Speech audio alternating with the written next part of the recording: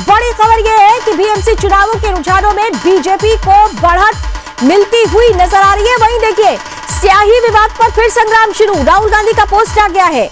ये कहा जा रहा है कि ईसी का गुमराह करना लोकतंत्र पर चोट है। एक बार फिर से इलेक्शन कमीशन पर सवाल खड़े किए गए हैं। वोट चोरी एक राष्ट्र विरोधी काम है, राहुल गांधी का ये पोस्ट है। लेकिन इन सब के बीच बीएमसी चुनावों में रुझानों में बढ़त बना ली है बीजेपी ने। स्याही विवाद पर देखिए, राहुल गांधी का पोस्ट आ चुका है और वो साफ तौर पर इलेक्शन कमीशन को एक बार फिर से सवालों में खड़ा कर रहे हैं। अब ये कहा जा रहा है, जबकि इलेक्शन कमीशन ने, जब कल आपको याद होगा कि स्याही विवाद शुरू हुआ था तो उसी वक्त ये क्लियर कर दिया गया था कि ऐसा कुछ नहीं है। पहले इलेक्शंस में जो स्याही इस्तेमाल की गई है वही स्याही इस बार भी इस्तेमाल हुई है, इसलिए स्याही विवाद पर राजनीति न की जाए। लेकिन यहां पर राहुल गांधी का पोस्ट सामने आया है। वोट चोरी एक राष्ट्र विरोधी काम है।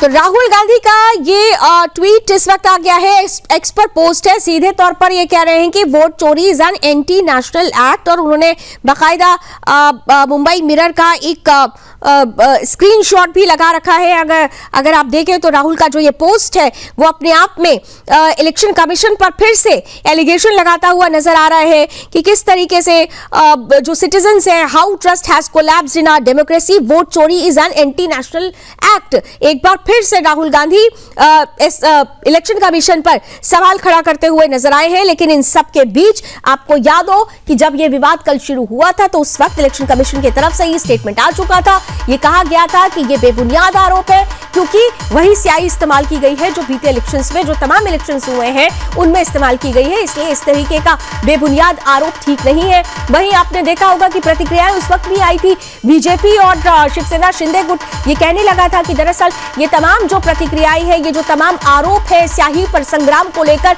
वो ये बता रहा है कि किस तरीके से विरोधी खेमा ये जान चुका है कि वो कि उनकी हार सुनिश्चित है। और इसीलिए इस बार पहले ईवीएम का रोया गया, फिर एसआईआर पर विलाप करते हुए नजर आए। अब कुछ नहीं बचा तो फिर अब स्याही पर सवाल खड़े कर दिए हैं। यानी ये स्याही पर संग्राम बहुत ज्यादा इसका प्रभाव भी पूरे चुनावों के दौरान और नतीजों के दौरान, देखिए प्रतिक्रियाओं के दौर जब चलते रहेंगे तो आता रहेगा।